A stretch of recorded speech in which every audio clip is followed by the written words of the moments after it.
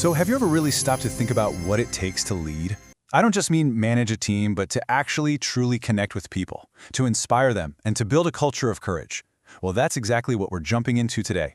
We're going to unpack Brene Brown's incredible framework from her book, Dare to Lead. And trust me, it's all about a totally new way of thinking about leadership. And it starts somewhere you probably wouldn't expect. Yeah, it starts with a moment of just pure, relatable, awkward humanity. Brene Brown tells this amazing story about giving a huge talk to a bunch of top executives, and she's backstage totally freaking out because she thinks she's misunderstood the lingo. And right there, in that moment of raw vulnerability, she stumbles upon the absolute core of her entire message. Because what she realized is that it doesn't matter. Behind the fancy titles, the corporate jargon, the expensive suits, they're all just people. And that's really lesson number one, isn't it? True leadership isn't about wowing people with how much you know. It's about having the guts to just connect with who they are, person to person. And that whole experience kicked off this huge question, one that really drove years and years of research, and it's the foundation for everything we're talking about today.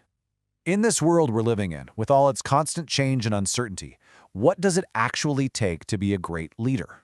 Well, after talking to over 150 leaders from all over the globe, the answer came back, and it was crystal clear. It wasn't about having a better 5-year plan or more streamlined processes. Nope. The single most important thing we need right now is braver leaders and more courageous cultures. But here's the catch. Most of us were never taught how to be brave. We were taught the opposite. We were taught to put on armor. So let's talk about this armor. You know what I mean? It's all those little behaviors we use to protect ourselves at work whenever we feel a bit unsure or nervous or emotionally exposed. And yeah, that armor might feel safe in the moment, but it's usually the very thing that's holding us and our teams back from doing great work. Do any of these sound a little too familiar?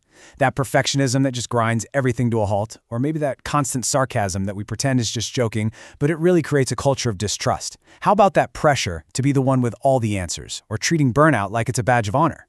This is what armored leadership looks like, and it runs on fear. But there's another way. Brene calls it daring leadership. And when you put them side by side, the difference is just, wow. You're moving from fear to courage, from blame to real accountability, from trying to control everything to building trust, and from just trying to fit in to creating a place where people feel like they actually belong. And here's the most important part. This isn't about your personality. It's a choice you make and a skill you practice. And this, right here, is the most hopeful part of all this research. Courage isn't something you're born with or you're not. It's a collection of count 'em, four very specific skills that absolutely anyone can learn and practice. That's it, just four. Four skills that, if you actually work on them, can completely transform how you lead and how your team shows up every day. Okay, so here they are. You've got rumbling with vulnerability, living into our values, braving trust, and learning to rise. Now, all four of these are absolutely essential. But for this explainer, we're going to zero in on the big three that really build on each other: how to rumble with vulnerability, how to build trust, and how to get back up after a setback. So first up, what is our rumble? It's the core practice of all this. A rumble isn't a fight or an argument. It's basically a promise to have the hard conversations, but to do it with curiosity and a real commitment to owning your piece of the puzzle. It's about leaning in when you want to back away. You know, this whole idea of rumbling with vulnerability, it's perfectly captured in this classic quote from Theodore Roosevelt.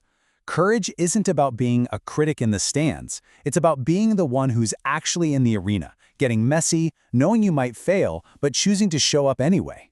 And that really gets to the heart of what vulnerability actually is. Let's be really clear. It is not weakness. In fact, it's the most accurate way to measure courage. It's having the guts to show up for that difficult feedback conversation or to launch that new project when you have zero guarantee of how it's going to turn out. Okay, so if vulnerability is the foundation, then trust is the house we build right on top of it. But trust can feel like this huge, vague concept, right? How in the world do you actually build it in a real, tangible way? Well, Brene Brown uses this brilliant metaphor of a marble jar. See, trust isn't built in one big heroic act. It's built in the tiny, everyday moments. It's the small, consistent things. You know, like a coworker who asks how your sick kid is doing, or a boss who follows through on a small promise. Each one of those actions is like putting a marble in the jar. And to make this even more practical, she created something called the Braving Inventory. It's this incredible tool that breaks trust down into 7 clear, observable parts. It gives us all a common language so we can actually talk about trust without it being this big, scary, abstract thing. So braving stands for boundaries, reliability, accountability, vault, integrity, non-judgment, and generosity. Each one is a specific behavior. For example, vault just means I know that what I tell you in confidence stays with you. Reliability means you do what you say you're going to do, over and over. Suddenly, trust becomes something you can actually build, one behavior at a time. All right, our final skill set is learning to rise. This is all about what to do when you inevitably get knocked down in the arena, because you will. It's about how you get back on your feet, and it all begins with the stories we tell ourselves. See, our brains are literally wired to create stories. When something happens, like you get a one-word email from your boss, or a coworker gives you a funny look, and you don't have all the information, your brain immediately writes a story to fill in the blanks. Brene calls this our shitty first draft, and let's be honest, it's almost always a worst-case scenario that's fueled by our biggest fears. Now, this one simple phrase is probably the single most powerful tool in this entire framework. Seriously, instead of acting on your fear-based story, you just say it out loud. Hey, the story I'm telling myself right now is that you're not happy with my part of the project.